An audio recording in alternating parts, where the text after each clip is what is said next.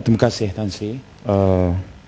Yang amat berhormat Timbalan Perdana Menteri, terima kasih atas penjelasan yang panjang lebar dan saya hargai kesungguhan Kementerian untuk meningkatkan mutu dan capaian pendidikan di negara kita.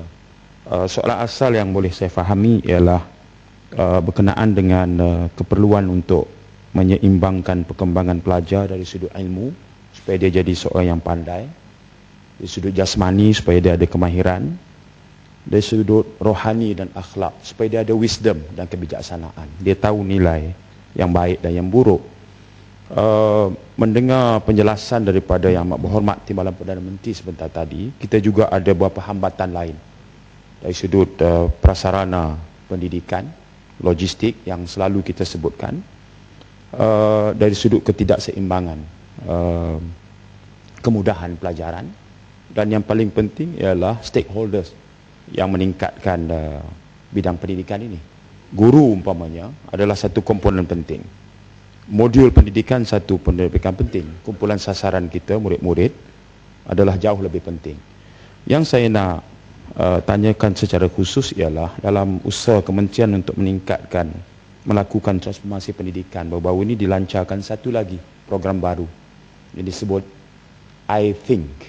Ya, kalau betul pengikutan saya, yang komponen baru yang boleh saya faham di sini cuma aplikasi peta minda yang dibangunkan oleh seorang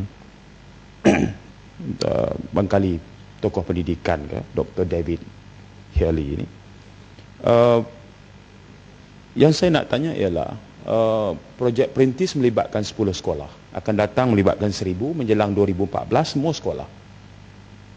Komponen peta minda ni Amat Berhormat Timbalan Perdana Menteri, apa yang kelainannya dengan keupayaan guru-guru sekarang yang sudah pun berkhidmat sekian lama?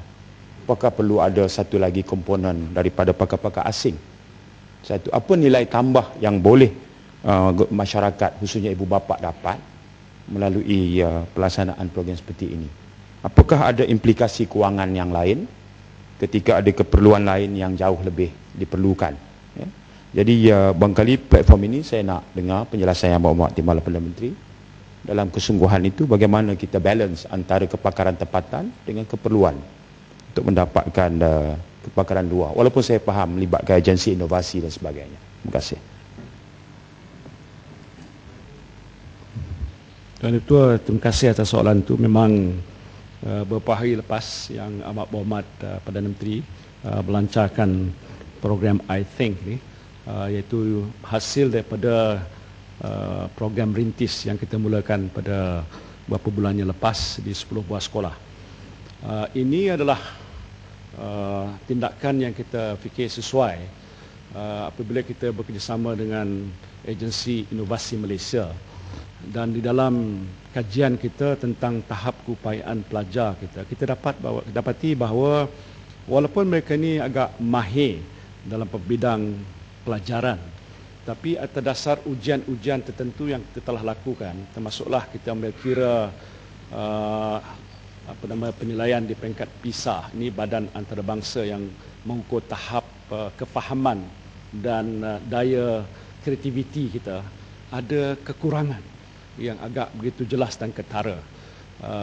Ini dibandingkan dengan pencapaian pelajar-pelajar kita di setengah-setengah negara-negara maju, di mana walaupun mereka dididik dengan ilmu sebagaimana yang kita buat di sini, tapi the thinking skill, kemahiran berfikir dan menganalisa itu agak lebih jelas, ada keupayaan baru pada mereka. Jadi sebab itu kita mengambil ini sebagai satu permulaan. Ini tidak bermakna bahawa guru-guru kita ni tidak mahir. Mereka kita latih, tetapi bila kita melihat hasil, yang ini outcome, yang ialah pelajar itu, ini nilai-nilai yang baru yang sebut kreativiti, inovasi, keupayaan thinking skill itu agak terbatas. Dengan sebab itu kita berpendapat kita cubalah ini, dan kita sudah roll out di peringkat awal. Hari itu pun sudah ada demonstrasi, dan saya sendiri bersama-sama dengan pelajar bertanya bagaimana pendapat mereka dengan cara pembelajaran sebegini, di mana elemen orang kata thinking skill dengan apa yang disebutkan oleh Berhormat tadi digunakan. Mereka agak rasa lebih mudah, lebih mudah faham dan lebih mudah untuk lebih apa orang kata kreatif dalam perkara-perkara yang diajar oleh mereka. Jadi ini terbukti agak dalam tempoh masa yang agak cepat. Jadi bila kita dah melihat ini, kita bercadang untuk roll out program itu untuk 1000 buah sekolah dan mungkin dalam tempoh 2014 kita harap ke semua sekolah. Sementara itu guru-guru yang sudah ada dalam sistem kita juga perlu kita latih dengan program sebegini. Kerana kita taklah mampu untuk mengambil pakar-pakar sepanjang masa, guru yang sudah terlatih yang boleh kita sediakan dalam sistem kita ni akan memberikan bimbingan kepada guru-guru lain sebagai instruktor ataupun sebagai facilitator untuk membolehkan sistem pembelajaran yang menggunakan daya pemikiran sebegini dapat dilaksanakan secara menyeluruh.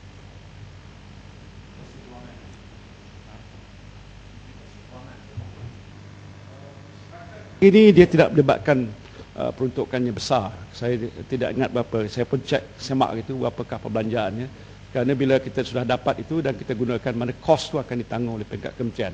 Setakat ini kerana baru rintis, kita belum dapat menilai berapakah implikasi yang sebenar. InsyaAllah kita akan maklumkan dalam sesi yang akan datang.